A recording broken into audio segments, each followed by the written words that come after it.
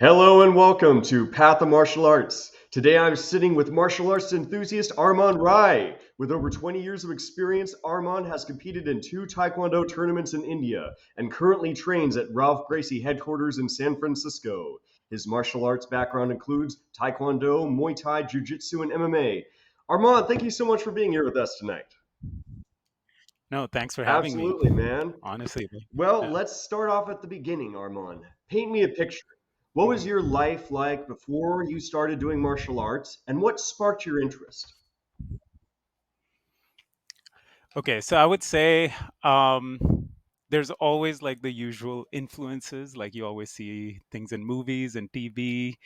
Uh, at least back in India, of course, like your Jackie Chan and Bruce Lee movies. Always, I would just say that's like my first ever content related to martial arts that I might have ever like viewed, and that was always there. But I would when you asked me to do this, I actually started thinking like what was like that actual spark that pushed me to just get in, like totally dive into this. And I was very lucky. Like my school actually offered taekwondo as like an activity you could do. So like 3 times a week you're doing Awesome. taekwondo.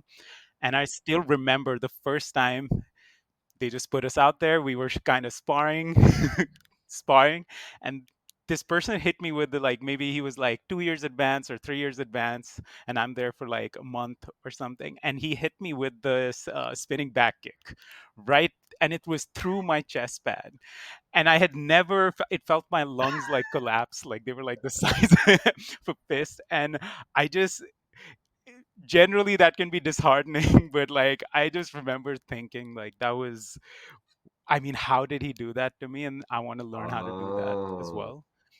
And so, every year you got to like sign up and choose that activity. So I always ended up choosing Taekwondo and the rest is it. So that's how that started. But before, typical Indian upbringing, very academia focused, all social pressure, all academia focused. And that was kind of like a good escape. It was very different from Oh, all yeah, of that. interesting. I mean, I'm not from Yeah. India, so this is so cool to hear that one, we had sort of exposed to the same sort of Yeah. martial arts icons and that was available for you. That's so Mhm. cool that that was available for you. Yeah.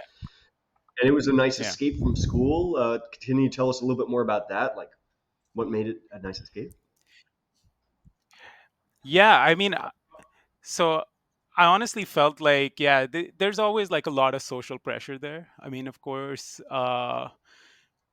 you might see like in America, you might just see it through like whoever you interact with. Like, there's usually like this big push to be in like STEM or like make something of yourself, and like that pressure was really high. Especially, I don't know if you'd like take like the whole population thing thing into account. Like whatever whatever you were going to do after, there was going to be a ton of competition and you just have to like push, and like the one way you see that, like the way to like success is either through those like STEM fields or like be a doctor or Mm. something like that. That was I would say everyone has a different story, but I would say that's like a general experience for most people in academia there. um but this was definitely something very alien to me. Like there was no one in my house that ever did martial arts. um it just felt like maybe in a small way like some sort of self-control, like hey, there's this like cool thing I'm doing. And it's very different, it's very alien to me, and like just kind of got like a bug for it Very cool, back man. then. That's so cool. Thank you for Hmm. sharing. Now, I'm curious, Hmm. was there any point like after you started doing these, three classes a week in Taekwondo that you Hmm. wondered, why am I doing this? Like maybe you had a challenge or you had an annoying teacher or you were getting kicked too much. Was there ever a moment where you felt, discouraged? And can you tell us about that? um I have to say there was never like, this is something I started in the fourth grade or fifth grade, like and it was definitely everything was very encouraging up until that point. Like the teachers, we had like a remember his name, Vinod Honda, if he's out there, if he sees this once Weston blows up. Uh, kudos to Vanilla. you. Yeah. So yeah, he was like a third dan black Ooh. belt. He was very, yeah. Though in general, like, he had his like technique down, and it was, but there was a lot which was very kind of, if you showed interest, he'd help you out, because there's so many kids like kind of signing up. There's a lot. So at some point, I think he saw that, oh, I'm taking it a little more seriously than some of the other students. There were a couple of us that were there, and he encouraged me. Like, even during the summer vacations, he'd actually come to my place and give me extra training, and I felt like that actually helped me level up a bit. So that happened for like 2 years as well, like even during Oh vacations in wow. school. Um, but the discouragement was, again, I just kind of go back to where it's like that internal struggle of like, is this something I'm making a career? Is this still like this random hobby? um like, look, I was going down the whole math science, like I'm a software engineer by uh profession. Like, that's what I do. That's like my 8 hours in my day, like, always go towards that. um but and at that point, like, in hindsight, I'm like just thinking, like, where do I go from here? Is this something I want to take seriously? And I would say, like, the first concussion I ever faced then was like a Ooh. big Ooh. switch, and it definitely like put me off the sport, because and it's so crazy. I hadn't faced any of that for like 4 or 5 years, and I'd been in competition. I could get rocked, but I didn't know the seriousness of how much a concussion could hurt you. So, like, once I got knocked out, it actually took me like a while. I think when you're younger, it even affects you for a Oh while no. as well, a lot longer than when you're an adult. So just had to like quit all of that for the studies. So I'd say that was like a big discouragement. And of course, like, my family like got involved. They were also like, okay, let's stop this. This was cute while it lasted. Yeah, Yeah. so let's dig into that for a moment here. That's big. So Mhm. tell me about how did you get concussed, and then your fam how long you were you concussed afterwards, and what did your family say to you specifically? So this was around, I'll give a little story of like what Yeah. India is like. Like, at that point, I didn't know if I was coming to America or not. Like, I could be just continuing my studies and stuff within in India. So 10th grade and 12th grade have like your entire kind of future depends on this one exam that you have to give. Whether you miss it, it's a lot of pressure just for those exams. If you want to, if for others who want to Google this, like, check board exams and see how much pressure, that's what they're called, board exams. uh, and So it was actually during that year that I went, and I got concussed. And I think, like, literally in school, I couldn't even pay attention. I'd sit with tutors, I couldn't pay attention, and it lasted about a month ish, I would Ooh. say. And yeah, and the hit happened like during one of the tournaments. I remember, I actually, very similar, I had amnesia like for like the minute or two before, and I suddenly like wake up with like a towel being like waved in my face. Just they're trying to like kind of calm me down, and I kind of come back to consciousness. I was like, what happened? And then, yeah, uh perpetual headaches for like a month, which gradually went down. But it like kind of pushes you back. It's scary. You have light sensitivity. I still remember that. Like, it was like a big moment for me. Like, I didn't like broken bones and bruises. That how to like fix those. But there's something when you don't even feel like yourself. Yeah. Uh, like, your senses are kind of warped. That's like a whole other ball game. So um yeah, the yeah, that was definitely one of those, okay, let's stop this now. And Yeah. thus the first chapter of Yeah. your martial arts story closes. Yeah. Yep. Yep. All right. Well, moving forward, really interesting story. Thank you for sharing. And moving forward, I'd be curious about. So you stopped, but you've been doing this for 20 Mhm. years. There came a moment where you came back, and there came a moment where you really committed to martial arts, to the Mhm. practice. Can Mhm. you tell me about that moment and Yeah. what brought you there? Um.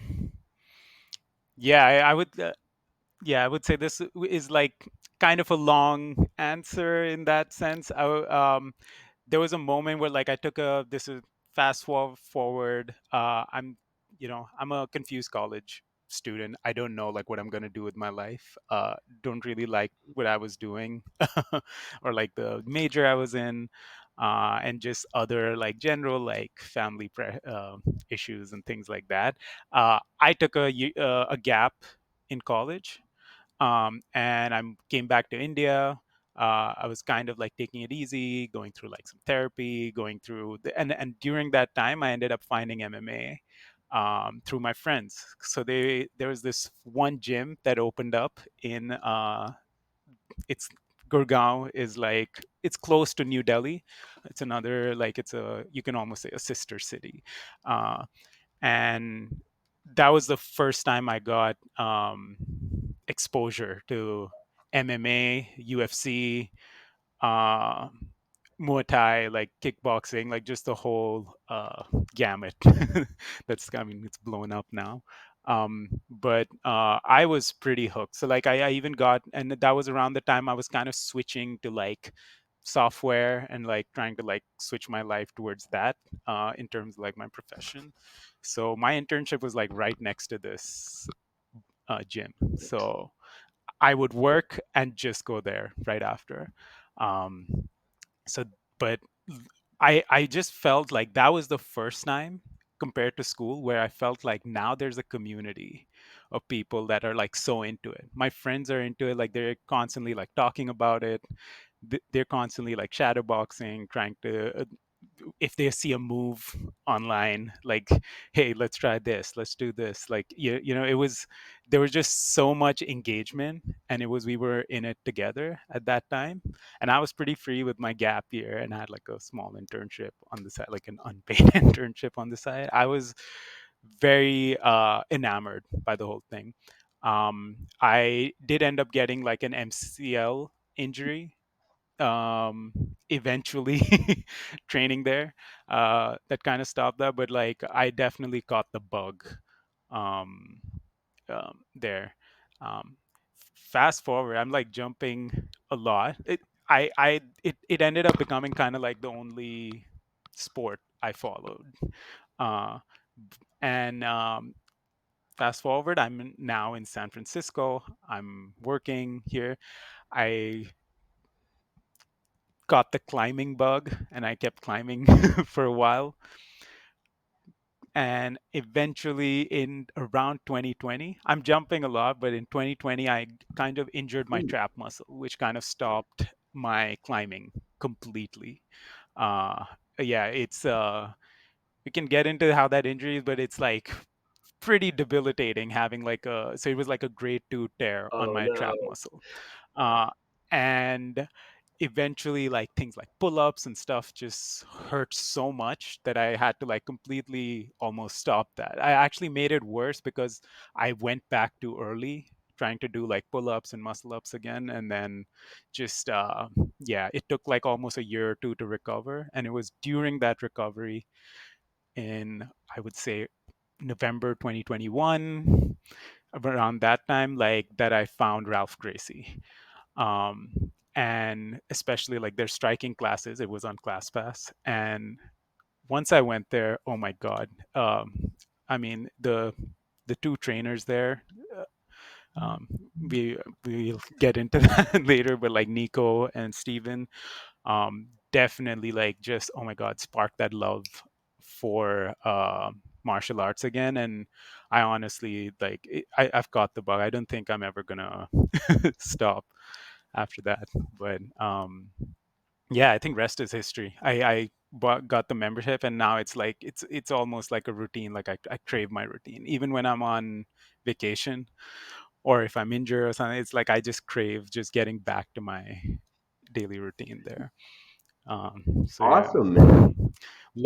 long answer, but yeah, it was like there was like a jump, there were gaps, there were other sports I went like climbing that I kind of or like lifting that I got into, but found my way back Yeah, home yeah. I'm too. hearing like two sort of major periods where just like you were really getting into it. You got the bug, you got hooked. It was also great that you had a community Mm, around you that was encouraging this interest. yeah, I think one thing that would be really yeah. fascinating for our viewers to listen to or eventually read about is to just dig a little bit deeper into that bug. Like, what would you say martial arts does for you? Or as you watch UFC and follow it, what does it represent? And in your daily life, sort of Mhm, what is the impact? Because obviously you're really getting something out of it, and we want to hear more about that. mhm. Yeah. I will say, okay, getting over like the surface level stuff first. You're learning how to defend yourself, the confidence that you gain from just knowing that you have that, or at least like some sort of an idea or game plan when Yeah, something like that happens is is just great. Like that confidence just to have that. Um, but once you go down further, I will say, seeing like especially like wrestlers, jiu-jitsu, MMA practitioners, like with who practice everything, I almost find them like the fittest human beings on the planet. Like just to even perform or like get how should I say this? Getting into the game of fighting, to get your body ready for that, you have to like at some point get to some base level of fitness that you have to maintain, and just that like that byproduct yeah. is awesome to have. um it's and I would then say like the third thing for me is, it kind of scratches the same itch as like, mm, like I didn't expect how cerebral the like martial arts would be, like especially like jujitsu, where it kind of scratches the same itch as like a chess game, you know. uh of course, once your body's used to it, you have the flexibility or you have like the base level strength to like maintain positions or uh, do what's needed. But it's like knowing the technique and then when to employ it. And like once you get into like the game of it, the appreciation just grows more. And it actually has like, I feel like it's there's a cerebral aspect to it that's very engaging. I think it like even channels like your creative side in a certain way. um yeah, these three things really hook me. um yeah, like one thing I'd like to add, like just for the second part, like this is like as a person that like climbed for like 5 years, I always feel you have to go out of your way to kind of, for the fitness, you have to, there's entire muscle parts of your body that you just aren't, uh, um, that you just aren't engaging. So like, you know, any antagonist, anything pushing, you just don't do that with like climbing. It's all like tendon strength in your fingers, you have your back, you maybe have some biceps and maybe your calves. But you'll see like there's certain body types. But I always found like, oh, with MMA it like kind of engages everything, like even the strength and conditioning needed, you need to be all rounded. And I love that, love Thank that you so point. much. Yeah, that really, I think, emphasizes some of the real benefits of this hobby for a lot of viewers. Hmm. Yeah, so Hmm. changing tacks a little bit, Armand, I want to talk a little bit about the friends, the mentors in your journey. And I think it would be really cool is Hmm. we've already identified a few of them. There was Vonal, your first teacher in India. There were the friends who brought you Yeah. into the MMA scene in India, and also there are your current teachers, Nico and Steven. So let's say that's four people. Maybe share like one lesson that you've learned from each of them, and if you want to add anyone in afterwards, that would be awesome too. Okay. um yeah, I would say, yeah, with with the first teacher, and I'll just like, and totally I might have messed, the pronunciation didn't go through his name, like Vinod, Vino, Vinod, Vinod, Vinod. yeah. Perfect. Okay. Yeah, he was just, it was just more of like, it was the first um exposure to any sort of like, oh, like I always thought this was for the movies oh wow, I didn't realize it's happening in the field, like right next to my classes. It was understanding technique, and like he gave the opportunity to like grow over there. So I think the one thing he definitely put in, it's a learned lesson, but it's just like, again, getting like your fundamentals right. That's one key lesson that like I remember all these videos that I'd watch of people doing these flying, like spinning back kicks or like axe kicks and things like that. And he almost always kept me like, the spinning like back kick was like the only thing that I maybe kind of learned, but like it was just within the roundhouse, and like timing and was something that he always focused on. So that kind of stayed with me there. But and consistency, honestly, like that's you need to ingrain some things in your muscle memory, and that's kind of the only way to get to like a higher level of game where you can like maybe set traps or execute, like, because it's usually in these striking sports, it's like a flash of a second, you have to react. Yeah. um, uh, you see an opening, you have to just execute, right? So uh, and I will say it was definitely much easier when I was younger. Now, um, um, I and going now, I think the same thing with Nico, who's one of the instructors. He was the first instructor that I did a class with at Ralph's. Um, he has this. So it was almost like during maybe my even second or third class there, he started making us do reaction drills. And the thing he was kind of trying to teach us was how to just be like very playful during sparring. And it's something that uh, I'm kind of like do as I say, not as I do kind of thing. Some days it's like hard, like you might get hit, but it's something to constantly remember and be very playful and be very um, conscious about what you're trying to gain from each round of sparring, because it is not a real fight. It is somewhere where you're trying to polish your technique, and you want to improve your speed, and like the power will eventually follow.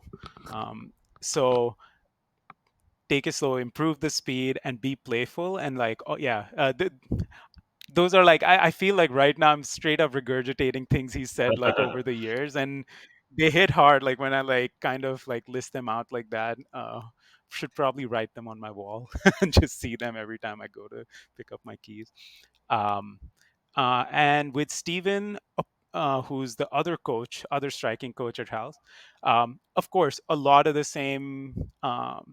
He a lot of the same like tenets. Like he also like pushes for those. But I think the other thing that he's pushed a lot is the importance of community. And he's a like, as we started like getting to know each other, we got like beyond like, this is not just some class, this is like part of my life. He started this WhatsApp group. When when people aren't showing up, he's always there like pushing, hey, look at this guy, he just look at the wins, look at the amount of miles he put into his running, or look at the training he's doing, here's some videos, here's the next opportunity. Like just those little injections of motivation can even keep you coming back when when you can find every excuse to like not go That's or so quit. cool. um and just like, yeah, like a rising tide raises all boats, there's that saying. It's He kind of like embodies that, and it's great. Like make a community around what you're doing and like grow together.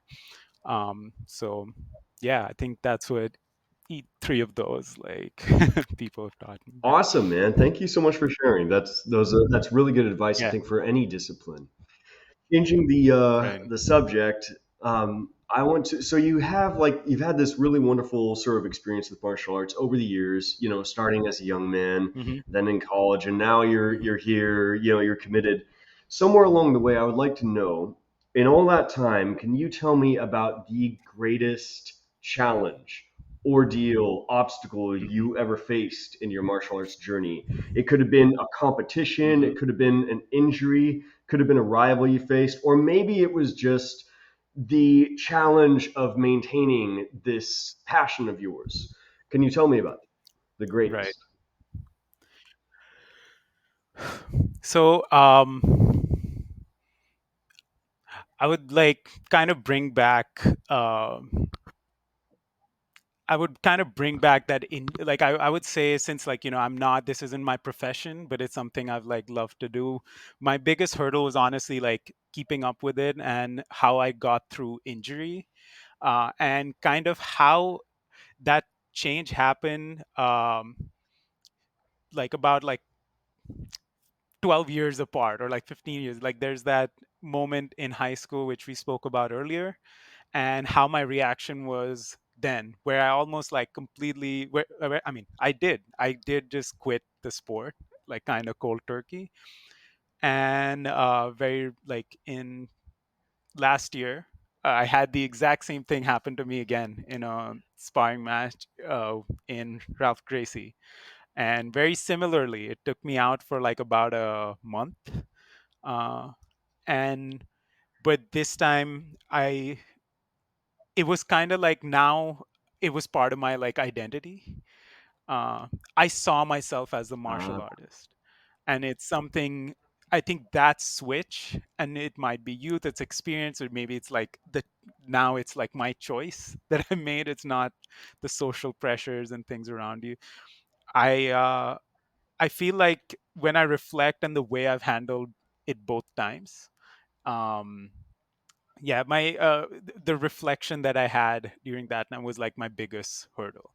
Because in school you could say like, oh, what about my studies, what about my future, what about this? Even now, like I work at a startup, how to uh, as a visa employee, like just to stay in this country I need to constantly be employed. How can I be out of work for like a month and like do this? Is this activity worth it?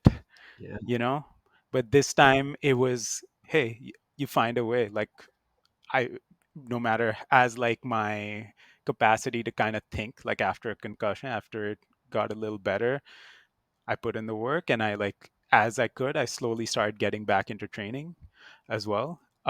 And I think for me that was like a significant challenge, and I kind of had like a growth mentally of like, this is now part of my life. I'm not gonna stop. Like all these breaks, like it's not gonna happen, and I've I've made that promise to myself. So I feel like that growth is that's really there. cool, man. Yeah, no, that I think that's a very Hmm. interesting fact. And I also, Hmm. I think you have a lot that you could teach, hobbyists or even professional martial artists about how to handle injuries because you faced them twice, and now you've talked about how Yeah. you made a mental switch, and that's enormous. But I think I'd like Hmm. to dig into that a little bit deeper. Like you've had For two sure. major injuries that made you either quit or seriously question whether you should quit again.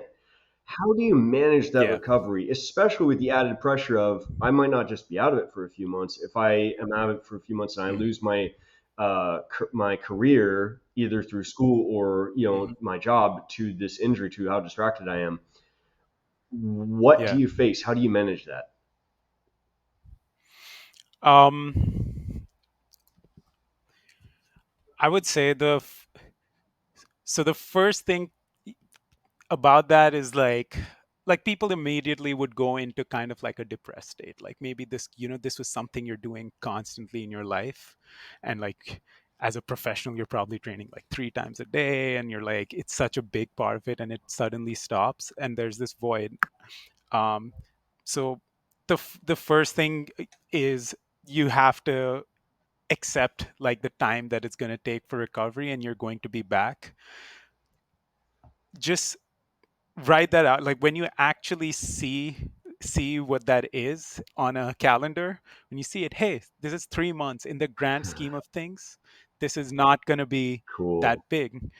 Why I the quicker that I get back, like if I try to push this and try to get back in too soon, it's going to only push it further. So let me just see this timeline, see it on my calendar, whatever you want to draw it out, accept, put it in front of you, and like just see it's not that much, and accept it, get through acceptance as quickly as possible.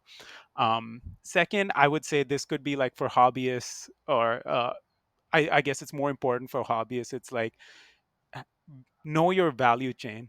Like, what do you value in your life? Like, if giving my example before, maybe in school I just didn't know myself, and it was just the first big sort of hurdle showed up, and I gave up on it. But this time I kind of, it's kind of this concept in like atomic habits, where they say identity based habits. I view myself as a martial artist. I view my, whether I'm like great or not at this, but it's something that I want to be consistent at for the rest of my life and be good at. And I know that eventually I'm going to come back. So this recovery is going to happen, and I'll just start where I can again.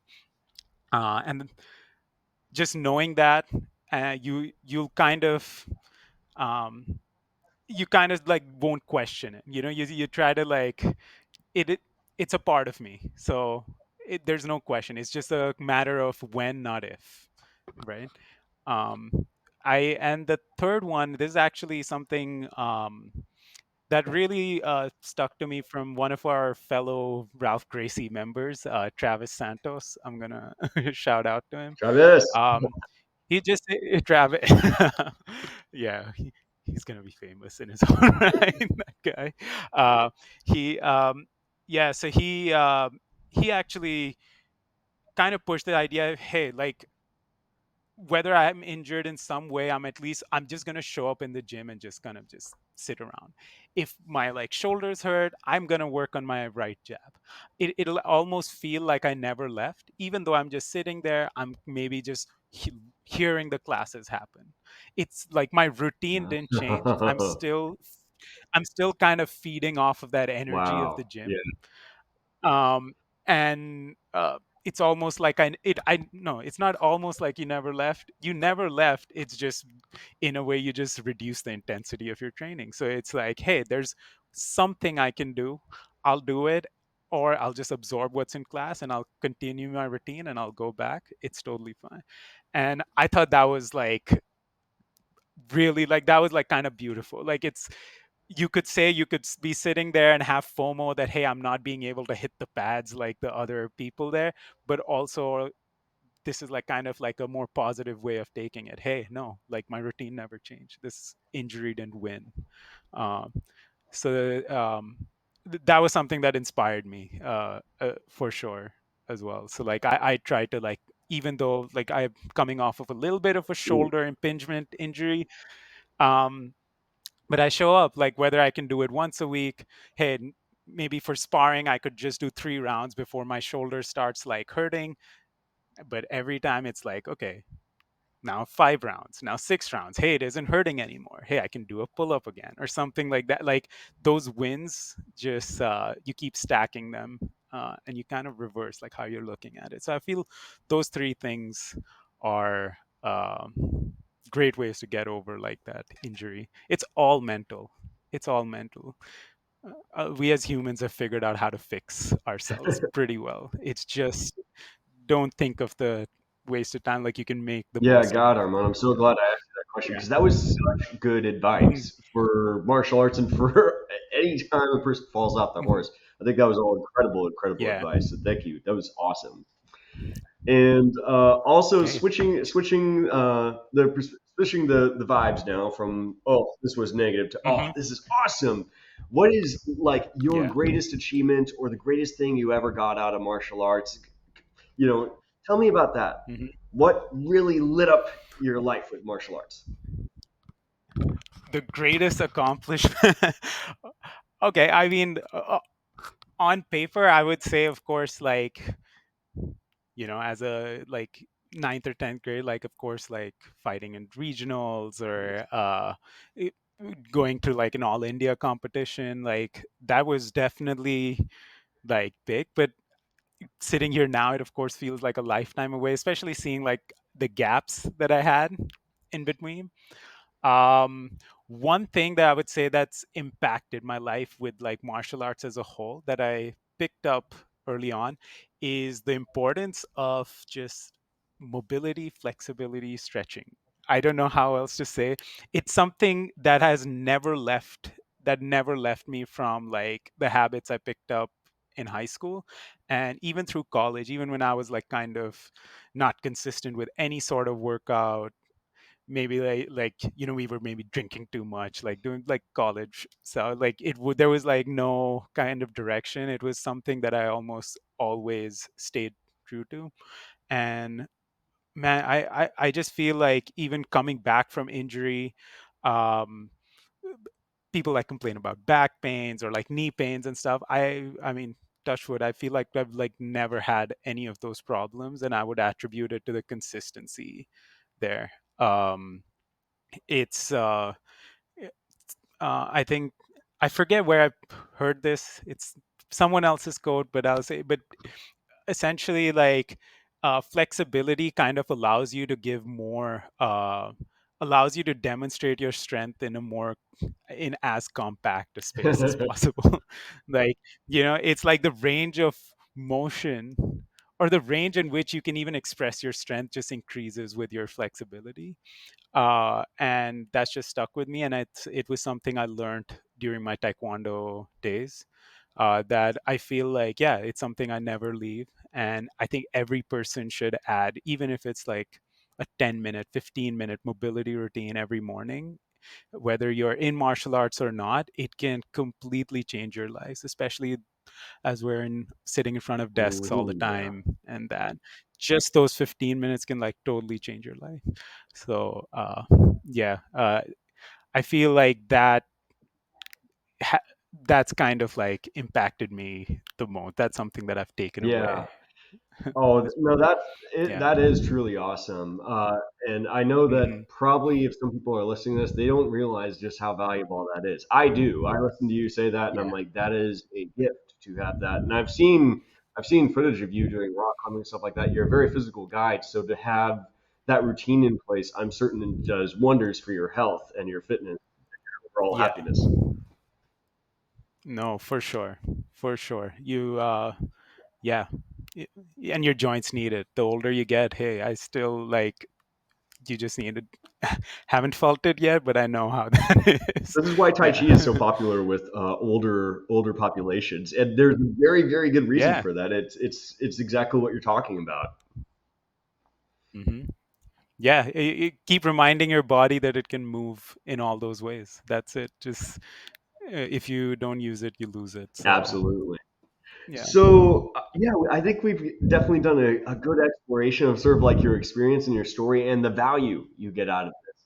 And now Hmm. to give value to Hmm. our listeners, I'm curious, what are three core lessons that you have learned from your martial arts Hmm. experience that you think could really benefit the lives of other practicing martial artists or perhaps someone who is thinking about doing martial arts and should join a gym tomorrow?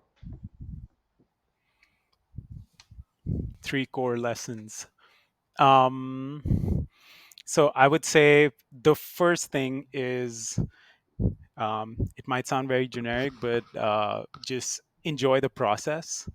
You have to be very consistent. Like, the fruits of your like what you learn with like technique, and that that consistency will only show like after months of constantly doing that. And if you don't enjoy it, if you don't enjoy that process, maybe if it could be hitting bags, hitting pads, uh, doing like maybe some explosive training. It's, you have to just be consistent no matter what. So just show up, even if you're doing like 30 minutes or you're doing 3 hours, it doesn't matter. Just show up and stack in as many practices or as many technique classes as you can. um, Definitely, I would say like the most important lesson like I've learned, like you have to make your body remember it, not just your mind. Like, um, the the next thing that I would say, other than like just maybe like generic things that you'd hear on, like, which can apply to like general fitness, but one thing I've learned through like Ralph Gracie especially, and I'll give a shout out to Steven, the coach, as well, is accountability through community. uh, Create a community around, like around the sport. As you surround yourself with other people learning or they're better than you, um, it will kind of feed the first point. Your consistency will just come through on its own, as you like kind of engage with that community. um yeah yeah, that's like a big one. It's actually made me come back, like even the injury, even the concussion, or something like the shoulder, just seeing, hey, everyone in the community is coming back. They might even come and support you, get you back in there. Just try to build a community around your MMA learning. um, and the third core lesson, I might have just said that before in my previous thing, but I would say definitely do not overlook your flexibility and your recovery. um, Very important. Those are times when it might feel like you're not doing anything, but sometimes like that can kind of uh, make you get the most out of your training as well. It's something like some of my injuries that I've had are like overtraining injuries, and if I've learned the hard way, I'd say like make my experience your wisdom. Just uh, give that focus to recovery. Listen to your body. Some of these things sometimes like Muay Thai, you're taking hits to your shin, to your leg. Uh, maybe your skin, even if you're doing jujitsu, sometimes like your skin or your tendons, they just aren't ready. You like bruise. Slowly ramp it up. It doesn't matter if someone else is doing thousands of practices like a month or a week. Like you need to like look at how you're doing it and slowly ramp up and go on your own journey. Yeah. Awesome. Thank you so much, man. And, sort of looking at your whole experience, just think about that for one moment. And now that you've thought of Hmm. it, let's say that Hollywood came up to you and said they wanted to make a movie of your experience with martial arts. What would the title of that movie be? Hmm. Oh man. I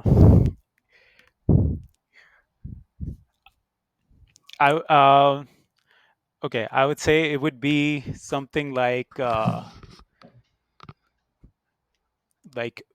finding peace through Finding combat, peace through combat. or, or like a harmony in Harmony and chaos. chaos. Like it's um it because many times like it feels like um it, for me it's been like it's a lot of like internal struggle. I've learned like a lot of things through martial art, like even like of course there's like you learn things like your self discipline, you learn how to stay like fit, you learn how to uh make this community, you learn all these little things. Like it's but like on the surface you can say, oh, you're just hitting pads, or you're just uh oh, you're just like doing a little sparring, you're not like but like there's like a deeper aspect to that consistent practice where it's almost like meditative. I usually, like on my worst days, I try to like get to the like mental days, I try to just go to the gym, and there's nothing like just learning and like forgetting, like just forgetting yourself, just kicking pads. um you can all other problems kind of go away for me. So it might seem violent, but it's definitely a happy place for me. And with all the gaps and everything, I felt like I kind of like found my way home, uh, and found myself in that process over this like 12, 13 year span, and it's great. Yeah. Yeah, man. I think you touched on a few points there. Like you Mm-hmm. view yourself as a martial artist as part of your identity now. So I think that that's an interesting thing to dig into. Like, what does it mean to be a martial artist from your own words? Hmm. What is that? Yeah. So I mean, I would say to be a martial artist. So okay, so it would be like you define what does a martial artist do. Of course, there's the art form of like you are constantly learning, and this is a uh, almost like this. There's this art that you're trying to perfect, and you're trying to constantly repeat and practice, and it's something that is gives your life value, right? And I would say uh, being so I'm kind of like in a sense like regurgitating, because this book had like a big impact on me. Like it's like Atomic Habits had this idea of like identity based habits. So it's like if you're even switching to something more relatable, where it's like reading, right? Like am I reading because I just want to like learn this, but or it's like I'm a reader, thus I read.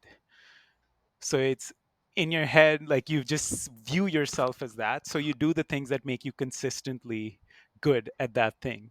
So when I say like I'm a martial artist, it's that I consistently try to be a better martial artist.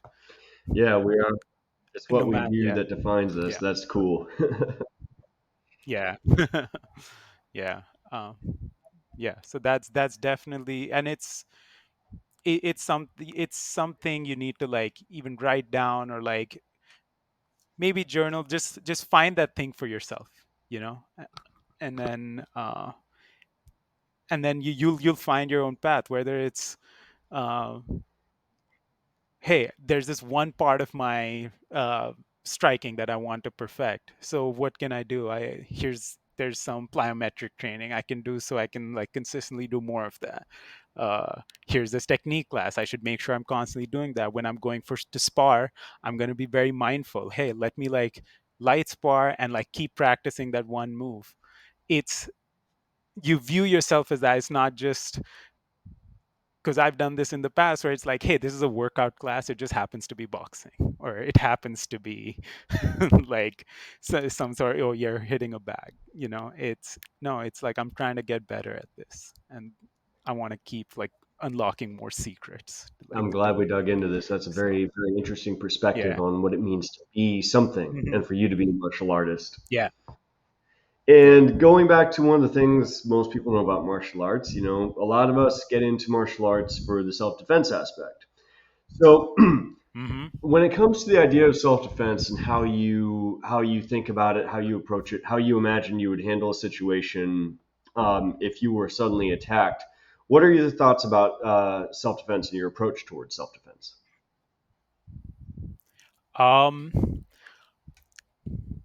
my approach to self defense is, of course, I'd say there's like a couple layers of danger where you're at. Like if you, the first thing is just you want to be able to control like how you when you disengage, because many times it's like I feel like if someone's already at that point where they're going to attack you or like cause you like serious harm, they have less to lose than you do, right? Like they've already gotten through that into that mind Mm, space.